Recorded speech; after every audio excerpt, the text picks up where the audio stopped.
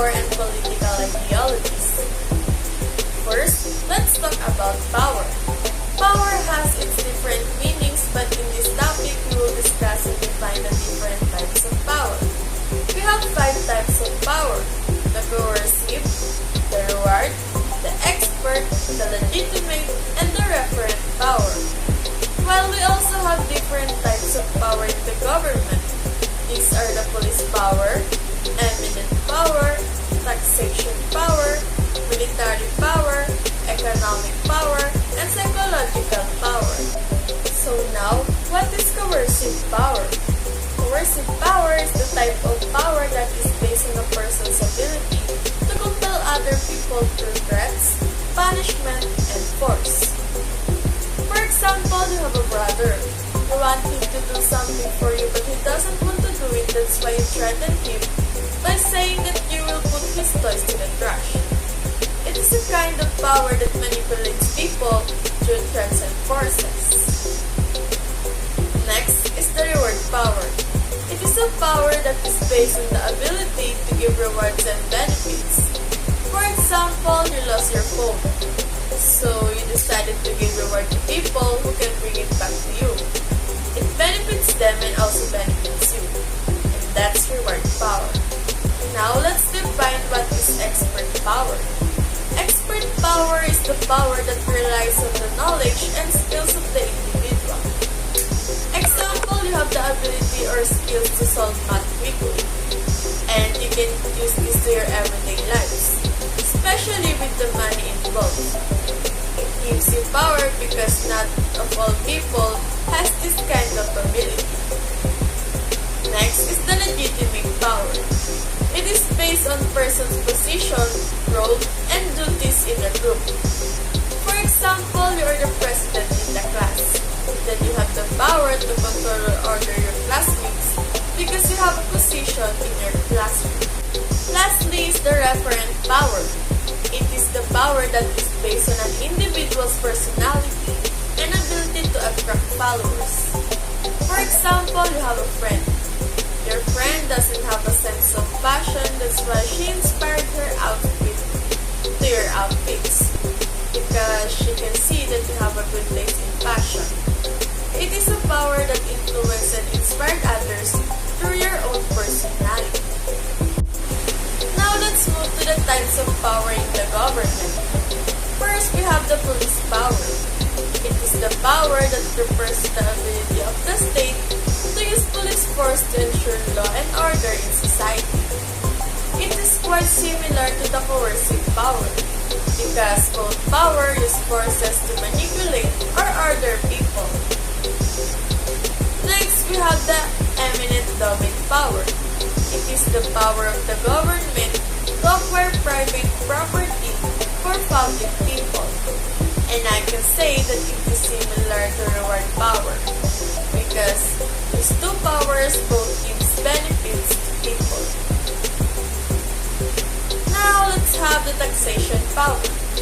Taxation power is the power that allows the government to impose and collect taxes from its citizens. It is simply the rights of the government to charge people with tax. Next, we have the military power. This power refers to the capability of a state to wage war against another state, and is evident in resources such as military troops and weapons. It is simply about the capability of the state or government to stand in war if it is needed, with of course enough people and weapons. Then we have the economic power. This power refers to the use of economic resources and finances and the ability of states to influence other nations by denying or giving them access to certain resources. Lastly, we have the psychological power. It is the ability of a state to use its image or reputation in influencing other countries.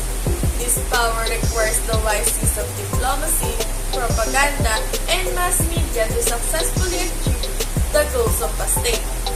I can somehow relate it to the referent power because this this power also influenced or inspired others through its own image or personality.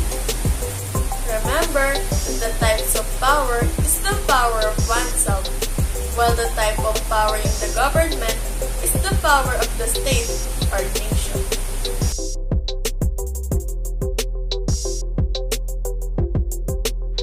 Liberalism is to consider economic and social equality as undesirable and seeks to establish a society that provides opportunities for growth to all individuals. Liberalism is political doctrine that takes protecting, enhancing the freedom of individuals to be the central problem of politics. Liberals typically believe that government is necessary to protect individuals from being harmed by others, but they also recognize that government itself can pose a threat to liberty. To many versions of the world, liberals are of course related, but they can be a source of great confusion. In the US, liberals are often advocates of greater state intervention in the economy. Philippines, socially conservative Lito Atienza, who advocated a ban on contraceptives in Manila, was once the president of the Liberal Party. Then, of course, the soon-to-be dictator Ferdinand Marcos was likewise president of the LP in the mid-60s. It will be impossible to list various definitions within the many content in which people use the L word, but we can parse out some. In general, when we say liberalism, we refer to political philosophy that can be traced roughly to the 17th century during the age of Enlightenment. At the time, thinkers like John Locke and Voltaire began to defend what contemporary philosopher Alan Ryan sees a negative motion of freedom. He was to not be arbitrarily arrested, to not be excluded from the vote, to not be denied access to market, etc. Thus, Ryan concludes, one way of understanding the continuity of liberal history is to see liberalism as a perennial protest against all forms of absolute authority.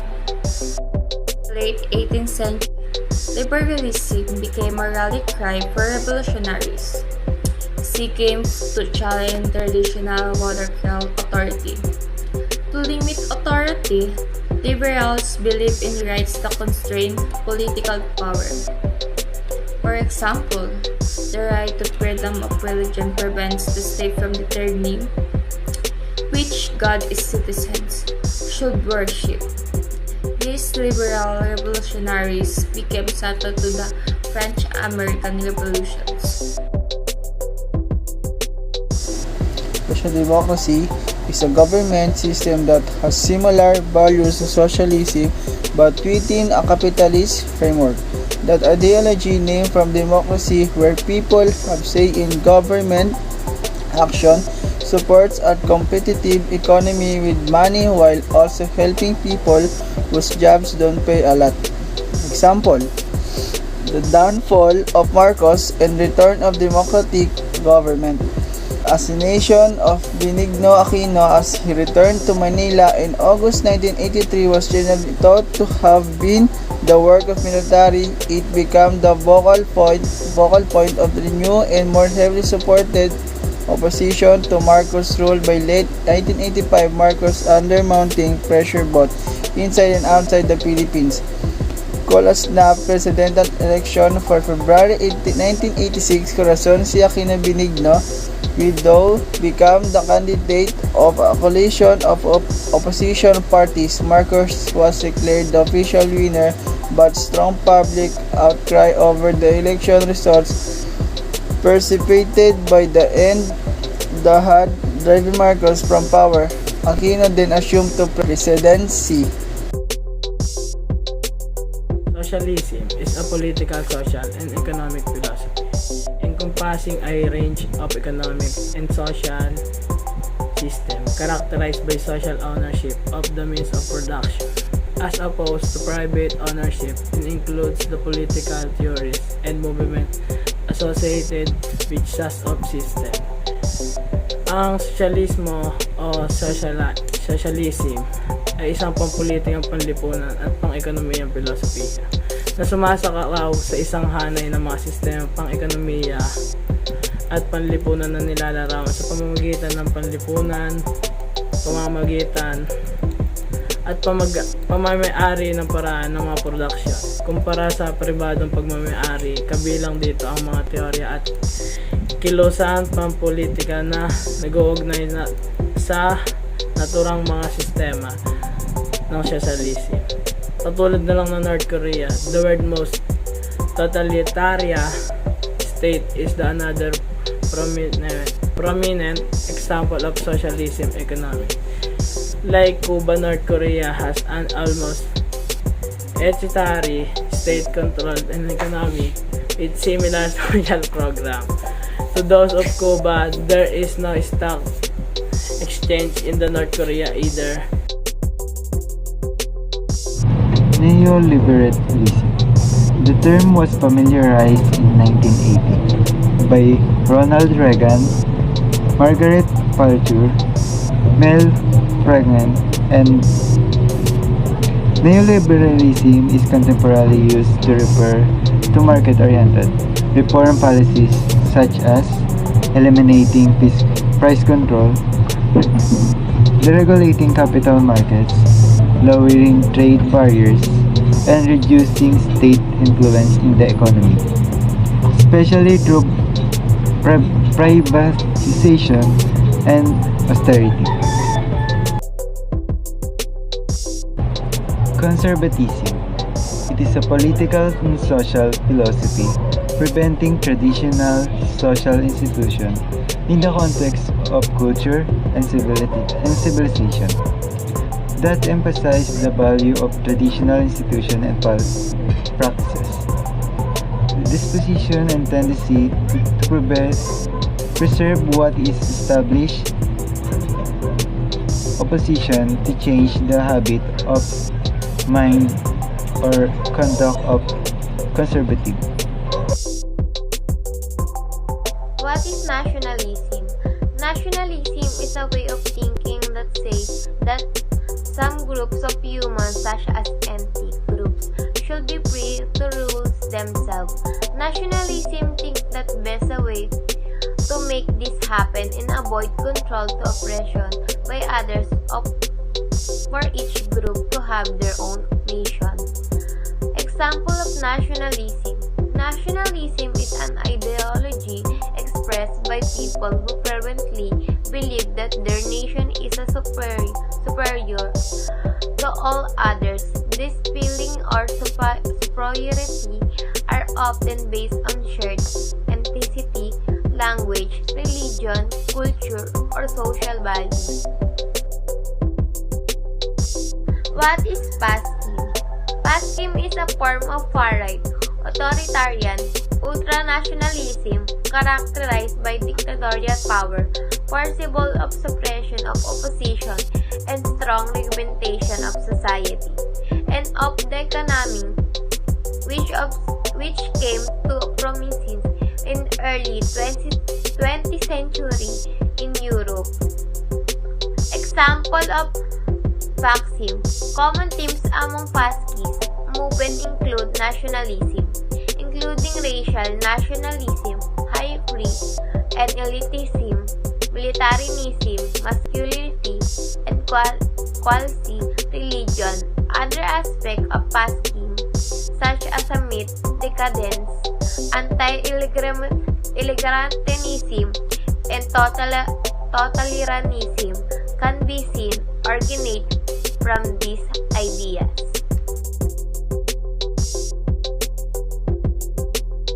Structural factionalism is considered a political system as highly ordered stable system whose various aspects contribute to the prevailing order and help maintain the stability of society and the states. in sociology, in other social science, a school of thought according to which each of the institutes relationship, rules, and norms that together constitute a society and serve a purpose, and each is dispensable for the continued existence of the others and society as a whole. In structural factionalism is social change and regarded as an adaptive response to some intention within the social system.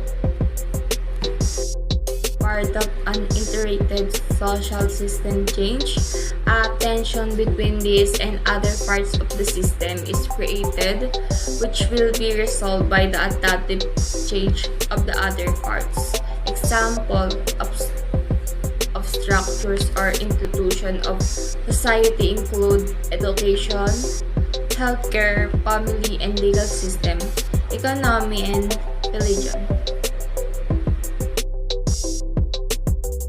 Political realism is a theory of political philosophy that attempts to explain,